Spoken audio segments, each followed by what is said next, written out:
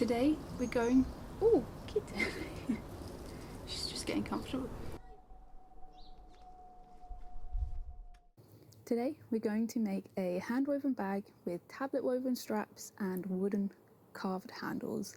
I didn't carve the handles unfortunately, but that is a project I'd be excited to work on in the future. I'll also make a bonus project for Alex because we don't like waste and he deserves it. You can stay there.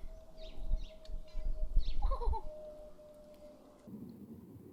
In February I helped my lovely friend Charmaine at Unravel, a English yarn festival, and when I was there I picked up a mini skein set of plant dyed yarns from the lovely Jen, who happened to have the stall next to me. I'd actually been coveting it for years.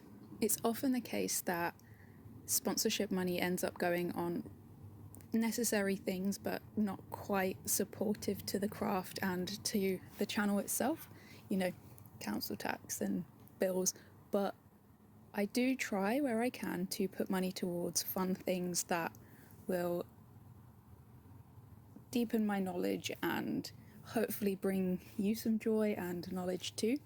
And this time I did purchase the yarn using my sponsorship money from Skillshare, who are kindly sponsoring this video again. When I got home from Unravel in February, I just had this sudden realisation that I hadn't yet used these hand-carved wooden handles Alex kindly got me on an adventure, and the timing just felt right. I was particularly inspired by the yarn I had just got from Unravel. It came from Fibre Workshop and is a naturally dyed Norfolk horn yarn. I'm so glad to have finally been able to support Jen's business. I actually stayed in an Airbnb at the same time as her for an Unravel a while back, and we shared breakfast. She's an amazing dyer and a lovely soul. And while I was thinking about people that I'd worked with or near, I remembered the super soft organic Shetland from Middlecamp Scott Farm. They were our stall neighbours last autumn and also such lovely souls. It was so special to hear them talking about how much they care for their sheep. I'd recommend having a look at both. Anyway, I went and had a play with colours, and I fluctuated between simply keeping it into the green wheelhouse, which I do think would have worked, but ultimately settled on being a bit braver and using a bolder selection of colours than I might usually go for. I also chose to use a little bit of Mondium by Retrosario. I also used a little bit of my own Handspun, a Shetland Romney Lamb's Wool Cross from Burnhill Farm. I did some quick maths about what yardage I had and calculated with these yarns I'd have enough to make a bag and, fingers crossed, a match it tablet woven strap. I walked in the loom and spent many joyful hours weaving.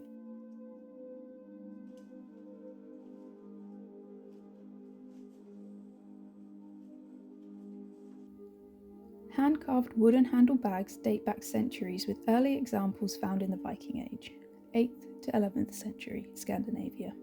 I quite like reading about these finds, in particular the Hedeby and Birka finds. I'll add a link to get you started if you're interested in having a look. Viking-era bags often had wooden frames or handles, sometimes decorated with carvings, and were used for carrying personal items. Similar designs appeared in medieval Europe and Asia, where there were handcrafted wooden handle purses for both practicality and ornamentation. In the 19th and 20th centuries, hand-carved wooden handles became popular in fashion once more, especially in handmade and folk-inspired designs. And that's carried through today, even to some higher-end, I don't know what that truly means, brands such as Chanel, Loewe and Miu Miu.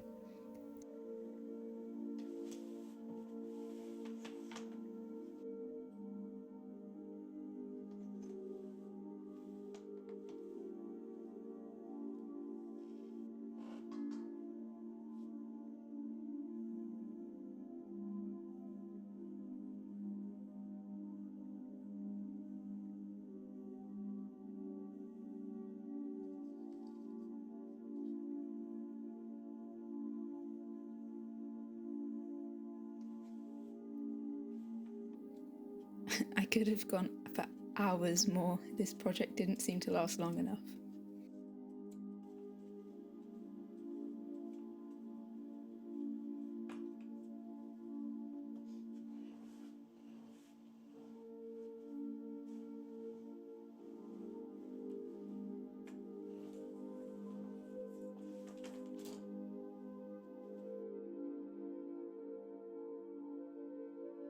Serendipitously, I watched a video on the history of fulling and found it to be quite interesting, deciding this was the perfect fabric to give it a real go myself.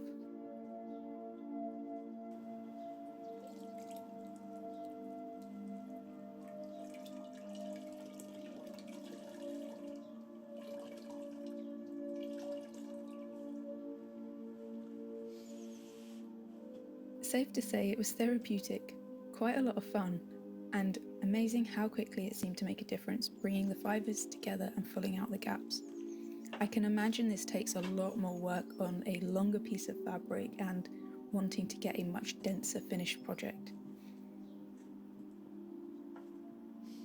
And wanting to get a more denser finished fabric.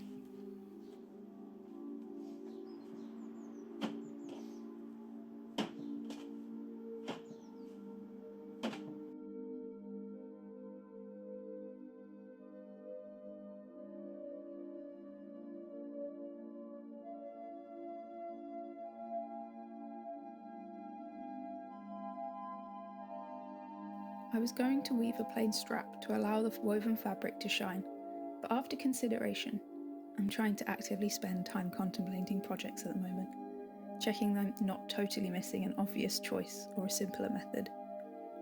I eventually chose to let chaos reign a little. The fabric is bold, the handles are bold, let's make a bold strap too.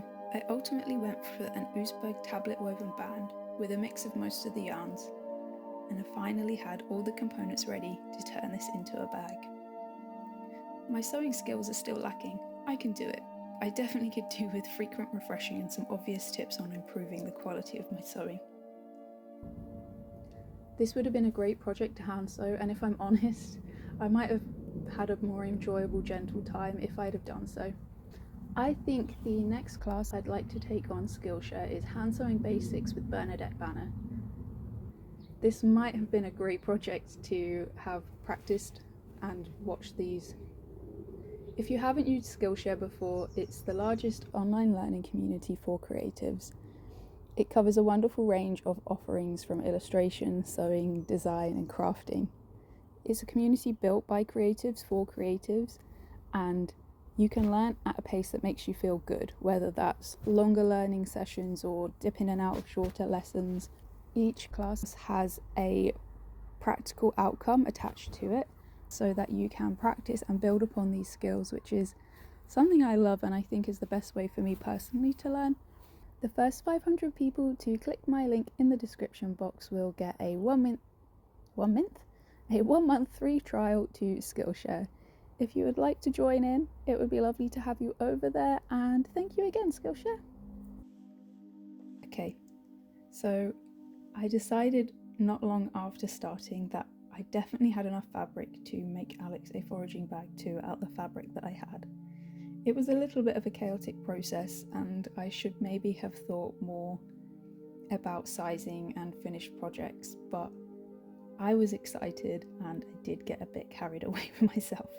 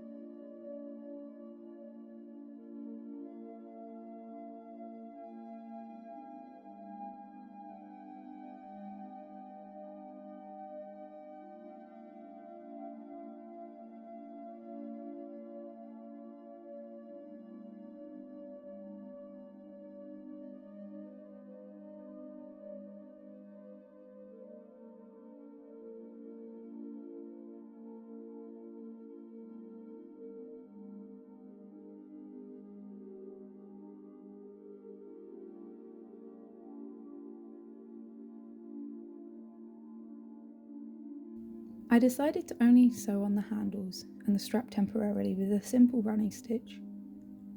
Having done quite a lot of sewing in that day, I decided it was sensible to do this in a temporary manner. I might want to take it apart and add or reduce the length of the straps, adjust the sizing of the bag, or maybe add an extra pocket or a keyring loop.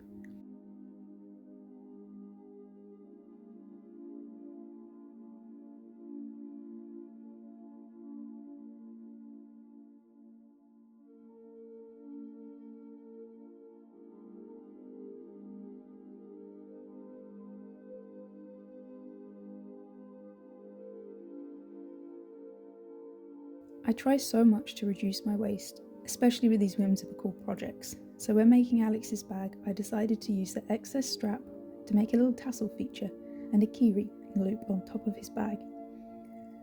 So he has a pocket for his phone and wallet, and then a place for his keys so he can forage with just the one bag.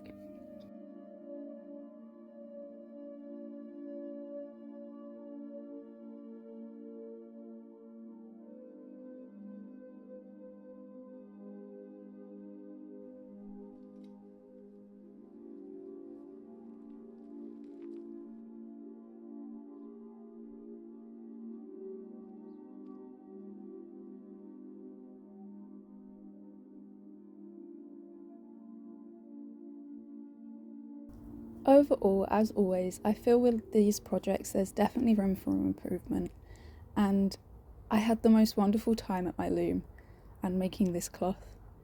Each time I'm at the loom, I feel connected and grateful to be able to practice this craft and enjoy fibre in such a different way to what I was a few years ago. I feel like I'm getting deeper and deeper with my knowledge and that sense of connection to history, but also the future, leaving things that feel good to me, to the planet. And yeah, gosh, it's a lovely day. I'm so glad to be out here. I hope that the sound is nice enough for you and you can hear some of the lovely birds that are singing and not just the sounds of Watford. Overall, there's room for improvement, but the most important thing is that I had the most wonderful time weaving this cloth, both from the sourcing of the fibres, supporting lovely friends and new ones, and a little bit of hand spinning, and then getting to spend time at the loom feeling somewhat connected to a past and a potential future. These projects are a nod to the past, but are here and now and will last into the future, hopefully. Hopefully not leaving much to... Oh, I best go, my bread is ready. I know that these bags shouldn't leave much behind. They should just fall back into the earth and start the cycle again, but they will be here for a while, and I'm trying to be conscious of that. And it's just quite nice to think about the past, the present and the future as we're making. Anyway, I'm very grateful and I hope to see you again very soon.